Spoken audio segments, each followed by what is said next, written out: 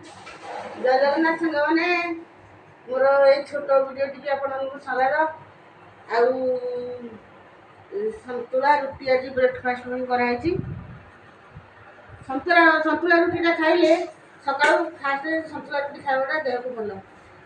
ଏ ମସଲା ଜିନିଷ ଗୁଡ଼ାକ ପେଟ ଖରାପ। ଆଉ ଆସନ୍ତୁ ଖାଇବା। ସନ୍ତୁଳା ଆଉ ରୁଟି କରିଛି, କେମିତି ଲାଗୁଛି ଦେଖିବା।